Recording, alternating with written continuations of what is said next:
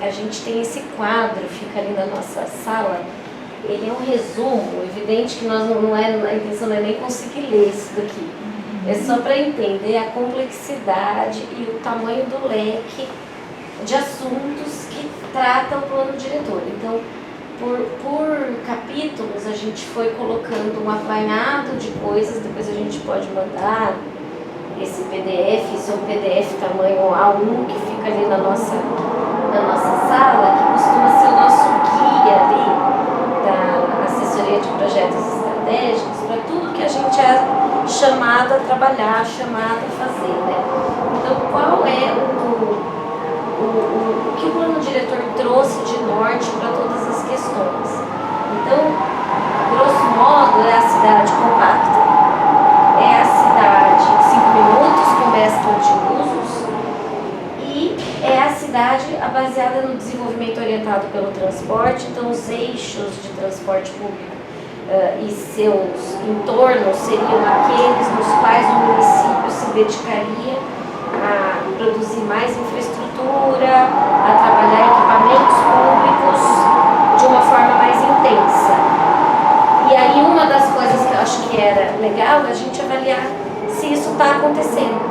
Primeiro, o que a gente está aprovando, quer dizer, a partir desse o plano diretor trouxe coeficientes de aproveitamento, trouxe conceitos que foram replicados para a lei de uso. O que disso está surtindo algum efeito positivo para a cidade, né? Ao longo dos eixos de transporte, a gente colocou o coeficiente de aproveitamento 4, por exemplo. Mas sempre pensando numa mescla de usos, em dinâmicas urbanas interessantes. Isso está acontecendo, não está acontecendo? Poderia ser uma coisa, estou trazendo aqui as nossas constantes reflexões da nossa equipe, né? Então eu acho que esse quadro poderia estar sempre presente, a gente trazer ele, e ele está sempre presente como um norte para que a gente possa avaliar o plano atual, não que a gente tenha que replicar ou ache que ele está perfeito, mas que ele seja um norte para a gente não se perder na avaliação, porque são muitos assuntos. A gente tem a questão ambiental, mas a gente tem cultura, a gente tem instrumentos urbanísticos que a gente pode avaliar que não andaram tanta coisa, a gente tem mobilidade urbana, transporte, então todas as políticas públicas de saúde, educação, assistência social. E por falar em assistência social, a assistência social já usa as nossas áreas de planejamento e gestão, trazidas pelo plano diretor, como áreas para os indicadores de assistência. Então, o que o plano diretor fez? Dividiu a cidade em 17 áreas e para que as diversas políticas públicas trouxessem indicadores e para que a gente conseguisse monitorar e se comunicar com a população através desses recortes territoriais. A gente ainda não tem isso totalmente consolidado, a gente já tem alguns passos na assistência social, saúde tem conversado com a gente, educação, então algumas políticas públicas já sendo alinhadas com esse recorte.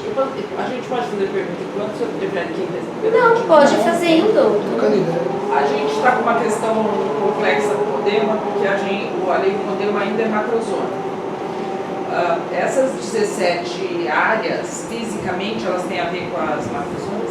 Não tem. Aquela coisa da mobilidade, que vocês foram...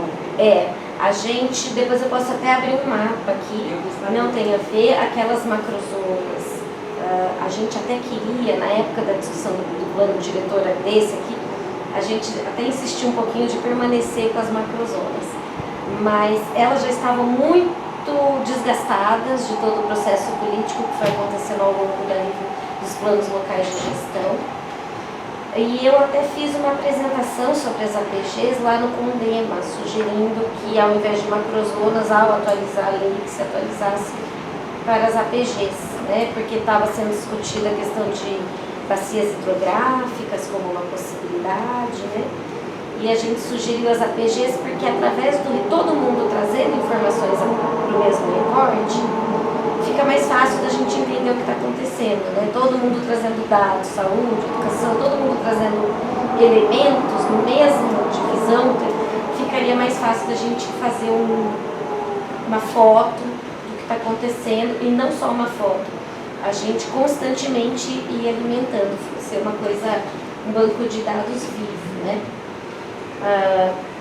Então, aqui um pouquinho mais de zoom, né? A gente tem os princípios do plano diretor, que é a cidade para pessoas, é a função social da terra, a função social da propriedade e da cidade, a gestão democrática, o acesso à informação, transparência das ações do poder público. Eu acho que isso tudo poderia fazer parte de um diagnóstico vindo do Concidade. Como é que os conselheiros enxergam as ações da prefeitura?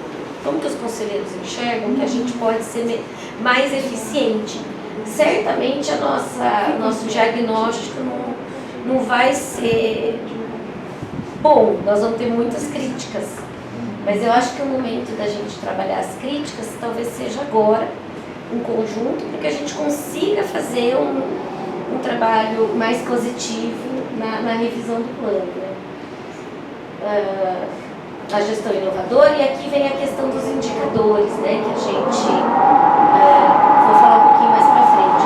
Então, os planos e projetos que a gente tinha previsto na lei 189, o plano diretor, né, tem previsto, a gente tem os polos estratégicos de desenvolvimento, que são o PIDES, o centro e o entorno do aeroporto de Viracopos. Desses, a gente tem feito trabalhos em relação à requalificação da área central e o projeto de lei do PIDES. A área do aeroporto não tivemos pernas para trabalhar. As centralidades, então a gente tem uma série de centralidades estabelecidas no plano diretor. Os projetos urbanos, que são principalmente linhas de trem, que já não tem mais função de ligação, e aí como que a gente pode usar essas áreas hoje degradadas para melhorar a condição urbana de algumas regiões. A integração metropolitana, então o plano diretor, o plano de desenvolvimento urbano integrado da região metropolitana, ajustes de limites municipais, que a gente tem alguns problemas de ajustes importantes, então tem loteamentos que estão aprovados em Campinas, mas estão dentro do limite de Sumaré, por exemplo, questões cartoriais, porque foram aprovados antigamente, e para que a gente ajuste esses limites, a gente precisa de legislação estadual. Mas é um assunto que a gente pincelou no plano diretor anterior e ainda não avançamos, mas já está colocado também no TDUI. O trem regional, que eu não sei se vocês estão acompanhando, que tivemos avanços recentes. Em questão de meio ambiente, os parques lineares, as unidades de conservação, corredores ecológicos. Para essas questões todas aqui, a gente tem, a Secretaria do Verde tem trabalhado indicadores, porque fizeram recentemente a revisão dos planos ambientais, né? Então eu acho que a gente também podia até fazer uma interface com o DEMA, com a Secretaria do Verde, para ir somando, né, esforços. O sistema de gestão, então a gente tem a questão do acompanhamento do controle social e o monitoramento. Eu acho que a nossa função aqui de monitoramento... Desculpa que eu não consegui descer do carro antes. Acho que a gente tem um papel importante aqui. O Fundo Municipal de Desenvolvimento Urbano, então qual que era a intenção? A constituição do fundo foi constituída. A definição de prioridades de obras e planos, então a gente tem algumas demandas colocadas no plano diretor e acho que vale a pena a gente olhar para essas prioridades com carinho e saber que o fundo municipal, agora que a secretaria se dividiram, ele está sob a responsabilidade da Secretaria de Urbanismo. Então tem o conselho do fundo e o próprio fundo. De onde que vem o recurso do fundo? Tem uma série... Né? As outorgas onerosas e a contribuição social do EIV. São os dois principais recursos. Pode ter dotação, pode ter outros recursos, a princípio. Mas a questão fundamental seria a outorga. Mas a outorga não foi prorrogada? Já começou. Agora já Gente, começou. começou agora 10%. Tem 1 milhão e pouco. Já tem recurso da Está começando a entrar a outorga, porque em fevereiro desse ano começou a cobrar, né? Então 10% em cima do valor que seria cobrado a cada ano. Esse ano 10%, ano que vem 20%, até que se chega ao valor cheio da outorga. Lembrando que a outorga é para aqueles que passam do coeficiente básico. Até Então, assim, a gente Já tá- tiveram 3, 4 anos de... Tiveram 5 anos. 5 anos de isenção, e aí agora começou 10% no primeiro, 20, 30, e esse Os dinheiro que foram aprovados lá atrás. Agora, não, os lá de trás tiveram a isenção. 3 anos de não sessão, cobrança. depois mais um ano para regulamentar. Sim, 5 18 anos, foi foi aprovado, alterado. 19, Então, 21, quem que 22. aprovou, por exemplo, os 22, prédios da Nova 23, Campinas lá, os primeiros, da Yoshi, ela nunca vai pagar autódromo? Nunca vai pagar, Não. é aprovado. Não vai pagar. Se ela for Não fazer tava um prédio valendo, novo, Por isso que correram daquele jeito para fazer os prédios. Todo mundo correndo. foi isso. E a Milionária, ficando mais milionária, só a cidade só perde. E a Nova Campinas tem uma condição diferente um pouco do Cambuí, porque a Nova Campinas, o que saiu na lei de uso e ocupação do solo? Zoneamento básico, zoneamento máximo, coeficiente básico, coeficiente máximo. O coeficiente básico é aquele que não se paga outorga. Foi dado com base no zoneamento da 6.031. Então, a Nova Campinas, o coeficiente básico é 1 e o máximo é 2. Então, você paga uma vez a área do terreno de outorga, só que a partir de 2023 paga 10%, 2020, se for aprovado em 2024 paga 20% do valor cheio, até chegar aos 100%. Então, é lento. Qual que é o objetivo da prefeitura em fazer isso? Vou explicar. Assim, qual é o objetivo da outorga onerosa? Porque ele é um fator de planejamento, né? Essa arrecadação vai ser utilizada para infraestrutura. Olá, imagina, totalmente justificado pela chuva. Essa questão dos 5 anos que foi dada é o seguinte: como existe um prazo para você aprovar o projeto e você comprou o terreno em cima de uma lei que não tinha o pagamento de outorga, então ele fez toda uma viabilidade econômica para comprar aquele terreno, foi dado esse período para falar assim: olha, a partir de agora eu vou ter que cobrar. Então, assim, você já sabe a regra, eu não vou mudar a regra no meio do jogo.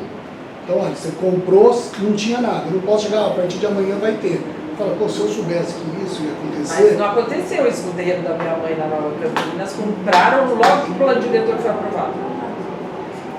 E ele está aprovado, já começou o prédio, tudo. Tá pronto o prédio, foi o primeiro.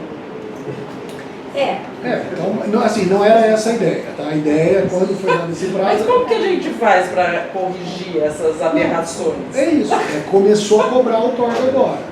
Então, a partir de agora, já tem... 10%, mas cobra pelo menos 10%. Cobra 10, 20, 30, até chegar em 100%.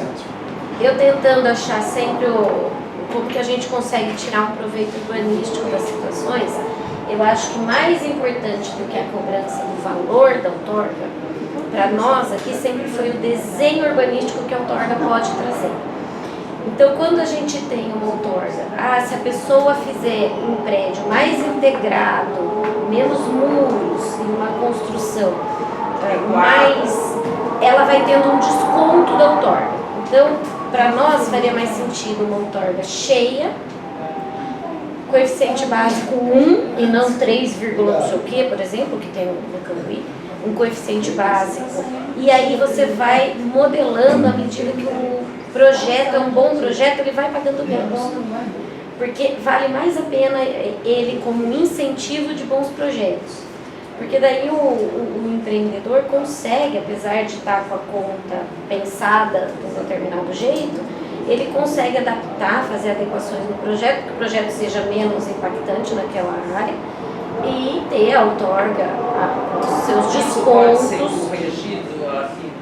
A gente, no plano diretor, a gente já tinha essas questões sinalizadas, porque é na lei de parcelamento de ocupação que isso é modelado. Então, quer dizer, a gente acha que pode... no 208.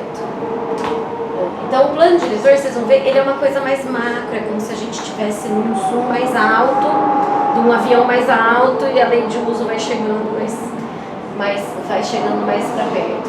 E aí a gente tem aqui as disposições transitórias de lei de parcelamento de ocupação do solo, nós trouxemos questões a serem colocadas na lei de parcelamento, foram colocadas, que efeito elas trouxeram, eu acho que poderia ser um debate interessante para a gente fazer aqui, né?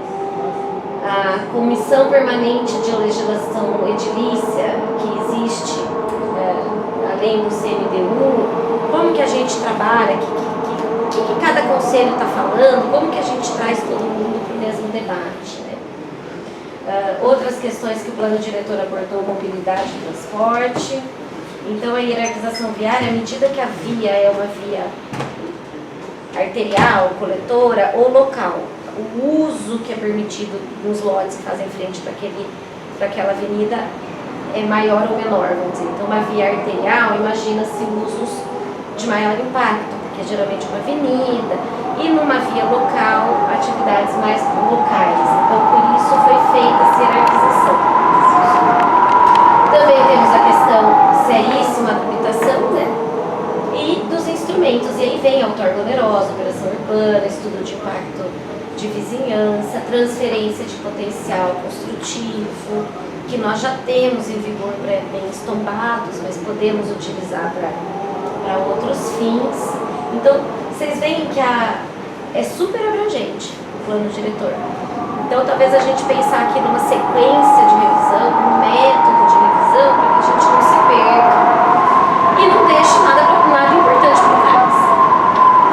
Eu acho que tem que aproveitar o que está acontecendo na prática, que eu acho que essa é a contribuição que quem está nos conselhos, nós, a Letícia, a Tereza e tal, está assistindo, e o que vocês técnicos trazem como modelar isso. Imagino que esse seja um caminho, né, Érica? A gente tem sempre uma esperança da gente conseguir colocar todo mundo na mesa conversando. Então, a equipe técnica, que não é dona da verdade, vai ter sua opinião, os empresários da construção civil têm seu papel importante aqui. Como é que a gente faz essas coisas todas andarem em harmonia? Eles estão representados nos CRAs? Quem que tem?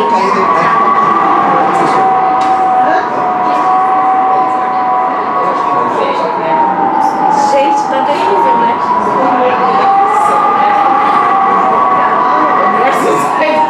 Gente, tá caindo água em mim. Pelas frestas. O filminho vai aparecer só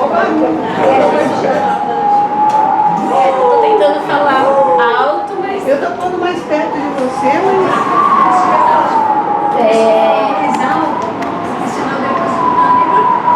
Só vai aparecer o vu. Você queria falar? Quero. Não, rapidinho. Eu adorei esse plano diretor e essas questões do solo criado. Acho que sempre foi planejamento organizado para evitar aquelas mudanças que aconteciam, pontuais, realmente aquelas coisas que a gente já conhece. Quem já frequentou muito conselhos e muitos anos sabe como que isso é complicado. Isso eu achei fantástico. Algumas coisas aí que eu gostaria de colocar. Eu só não entendi a questão do incentivo em relação à outorga onerosa de 10%, sendo 20%, tudo bem, isso eu sei, já estou usando em alguns projetos. Agora, esse incentivo que você falou, que pode reduzir a partir dos bons projetos, onde que está isso? Como que é definida essa prática? Primeira questão. A segunda questão, o potencial, troca potencial construtivo. Estou fazendo vários projetos de restauro, são 3 projetos de restauro grandes aqui em Campinas, e o CONDEPAC está sendo taxativo que o valor dentro do planejamento, dentro do troca potencial construtivo adquirido, o valor integral que eles estão querendo que seja investido no imóvel. Não estão dando essa possibilidade, que é o interesse de quem tem esse imóvel, não sei se vocês sabem, se estão a par disso. Mas, por exemplo, tem um imóvel num terreno de 1000 metros no centro de Campinas. Eu tenho alguns exemplos para citar. Tem antigamente, pelo potencial construtivo, dá a possibilidade pela lei antiga do 6031, que no centro é 5 vezes. O terreno tem 1000 metros, tem um imóvel tombado, você pode fazer 5 vezes a área construída. 5 mil metros. Mas tem um imóvel lá que está tombado, não dá para fazer o crédito de 5 mil metros. Me corrija se eu estiver errado, você quer papo nisso. Aí esses 5 mil metros é vendido no mercado em torno de R$1.000 o metro. As construtoras compram para poder aumentar 20% o seu potencial construtivo num terreno X. No terreno Cambuí, Nova Campinas, teve muito disso em relação ao próprio potencial construtivo. Pode fazer 10 andares, mas o potencial construtivo aumenta mais 20% a possibilidade desse proprietário aumentar mais 2 andares. Aí fica com 12 andares. Ele compra esse crédito através de quem tem esses créditos para vender. Mas, quando a gente faz esse projeto, a gente faz a planilha de custo. Todos os custos que tem que ser, tal, o imóvel tal, tem que mais bater com esse valor do Condepai. E os valores investidos, muitas vezes, não chega a esse valor de 5 milhões nesse terreno de 1.000 metros, é 2 milhões. Mas o proprietário acha interessante gastar 2 milhões, deixar o imóvel lindo e pegar esses 3 milhões para ele ter uma recompensação financeira por ter um imóvel tombado numa região que é interesse da cidade, mas não é tão interesse, entre aspas, financeiro para o proprietário. O proprietário prefere vender e tem 5 milhões de reais de dinheiro. Então, dentro desses aspectos aí que acontece muito. Só isso eu queria pra colocar aí. Então, na verdade, o que nós estamos aqui pincelando são todos os aspectos abordados pelo plano diretor. E não, todos esses assuntos precisam de aprimoramento e de avaliação. Você está trazendo já uma avaliação da questão do potencial construtivo de bem tombado. Interessante, mas aí a gente precisa... A proposta aqui é que a gente pense num método de varrer todas as questões e ir fazendo uma avaliação de todas elas, né? Você já trouxe alguma aqui? O incentivo e em resposta ao projeto, nós sugerimos no plano diretor a questão do fator de planejamento. A lei de parcelamentos e ocupação do solo, ela saiu de uma forma mais simples. Tem o índice 0,9 para alguns casos, lá quando se tem a fruição pública, que é o que? É você não ter um muro, é você ter uma transparência ali entre o seu recuo da construção e a calçada. Isso é a fruição pública de uma forma mais simplificada. Então, a gente propõe que a gente pense em incentivos diferentes, né? A gente está propondo que a gente avalie se esses incentivos que a lei de parcelamento trouxe estão trazendo melhoria urbanística mesmo para as edificações. Se estão trazendo, ótimo. Se não estão trazendo, como que a gente poderia melhorar? Nesse sentido, a nossa fala de hoje, a proposta de hoje, né?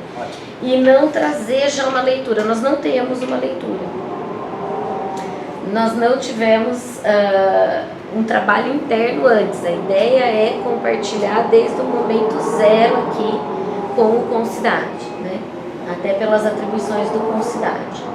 E aí a gente trouxe aqui um pouco mais detalhado o que o sistema de planejamento e gestão, através dos indicadores, consegue fazer, né? Então, além da gente articular integradamente e acompanhar as políticas públicas, a gente pode pensar num processo permanente de monitoramento, a gente pode pensar num acompanhamento e avaliação do plano diretor para a revisão dela de uma forma constante, e não só para esses próximos 5 anos, né?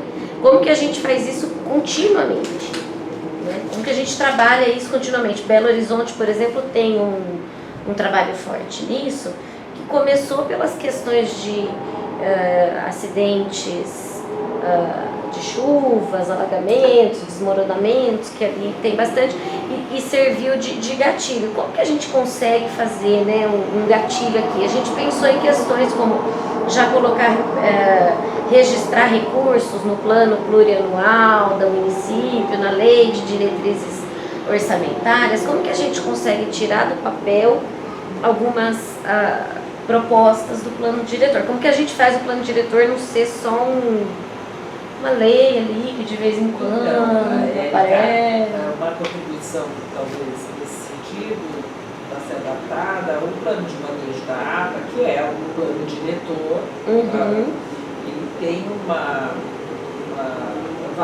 nas normas e regras, ele tem um que é adaptativo. Então, que algumas questões não sejam engessadas dentro do plano, que elas possam ser trabalhadas desde que apresentadas e estudadas pelo Conselho. Eu acho que isso traria uma mobilidade até para os próprios conselhos trazerem essas, que nem ele trouxe, que nem eu tenho zilhões das questões ambientais. Isso é muito legal. Para dentro de uma discussão e não esperar os 10 anos para isso ser modificado. Porque é aí que eu pergunto, porque ele tem direito, você pode explicar melhor, porque a gente, o plano diretor é mais amplo, daí tem as leis, de parcelamento de 208 a 207. Modificar a lei é um processo, né, que depende de política. Mas talvez se a gente conseguisse criar um mecanismo de participação social mais efetiva nesse sentido, seria melhor. Eu acho também que essa ideia do adaptativo do plano de manejo, eu achei super interessante desde quando a gente discutiu, né, o plano de manejo da AMPA. E, por fim, aqui não vou ficar lendo tudo, mas a gente tem uma série de questões trazidas no plano diretor, na lei do plano diretor, como intenções do sistema de planejamento, eu ia falar de manejo, sistema de planejamento. E aí eu acho que a gente talvez pudesse se valer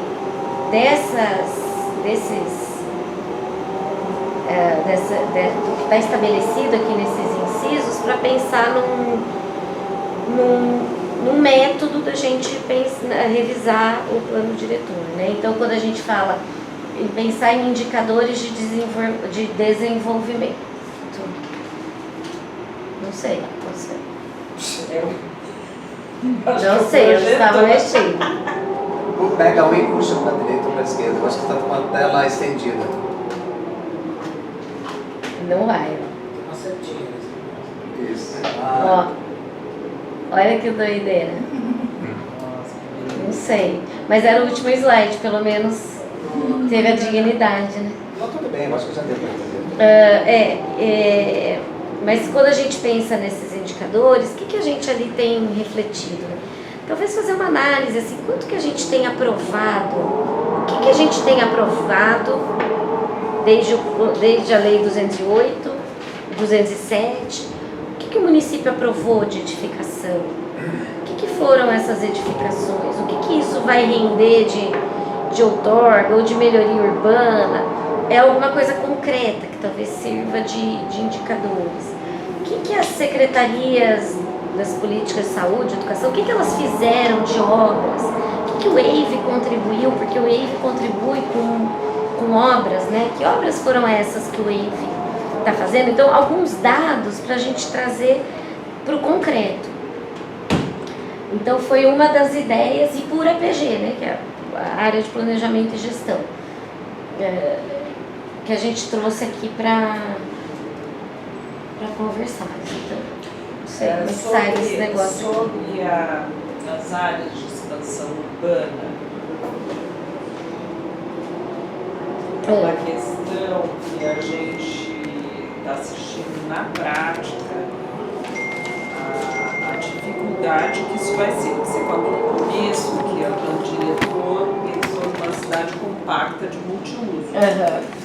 E essa proposta de expansão urbana, e agora com o PL, que vem para reformar 207, que permite loteamento nas pontas da cidade, e que a gente sabe que é onde o pessoal dos empreendedores imobiliários querem ficar, porque eles querem aquele greenwashing, eles querem ficar perto da natureza, eles se instalam em cima da natureza e vendem que estão perto da natureza. Então isso não é uma proposta do plano diretor, é uma cidade compacta, porque a hora que você leva a infraestrutura, que esses loteamentos que vão estar nas beiras do Rio Atibaia, Capivari, que vão estar na beira da cidade, você promove uma urbanização descentralizada e fora que o impacto para as questões ambientais são seríssimos. Então, como conter essa... Quer dizer, como que... Eu estou aqui por isso, viu, Érico? Porque eu estou vendo escândalos acontecendo. Olha, Loteamentos murados, eles vêm com muro em área de corredor ecológico, de fluxo higiênico, de tudo. Assoreamento dos rios, eles se instalam em cima de nascentes e ribeirões que deviam estar abastecendo manancial. Isso é errado mesmo. Não é essa cidade que a gente quer viver, acabar com o cinturão verde da cidade para beneficiar os ricaços lá que vão comprar. do ponto de vista... Queria que o Marcelo tivesse compromisso. Tá sendo gravado? Depois a gente manda pra ele. A gente manda. Deixa eu aparecer minha cara também, né? Senão. Vai, Né? depois Não, vai. senão depois falar, ela não aparece. Eu tô aqui. Senta do lado do grande. Mas eu tenho que ficar mirando, né? Do ponto Mas eu já de fui a vista- minha cara, eu tô aqui. Do ponto de vista técnico, urbanístico nosso, da nossa equipe, que coordenou a parte técnica do plano diretor, nós fizemos, tá lá, tá no site, não é segredo para ninguém. Nós fizemos no caderno de subsídios uma avaliação das áreas vagas urbanas, da necessidade, ou melhor, da não necessidade de expansão do momento. Então, por isso que eu digo que seria legal a gente conseguir, a minha expectativa é a gente um dia conseguir sentar todo mundo abertamente na mesa e dizer, olha, eu, empreendedor, quero fazer um condomínio aqui e ele tem que ser aqui por tal motivo. Quer dizer, a gente não consegue mesmo convencer você, empreendedor, de fazer um outro lugar? Será que a gente não consegue ter uma conversa dessa?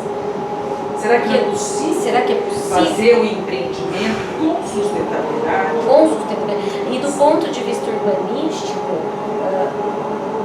cada vez que a gente esparrama a cidade, a gente tem uma densidade baixa. E aí, eu sempre dou exemplo de um condomínio com poucos moradores. Olha lá, gente, do nada, voltou normal. É o vento. É. É o vento. E aí, criei um condomínio que eu morava, um condomínio com 40 apartamentos. Não tinha nada no condomínio e pagava uma fortuna. Eu faço essa correlação com o IPTU, né? Quando você tem pouquíssima gente morando, a gente paga um IPTU caro e serviços nunca são suficientemente bons. E quando a gente esparrama a cidade, porque não adianta você falar, não, aqui vai poder ter prédio, né? Não vai ter gente para tantos adensamentos, né? Então, como que a gente trabalha essas questões das densidades com os serviços e as políticas e a manutenção da cidade? E é nisso que a gente está sempre preocupado.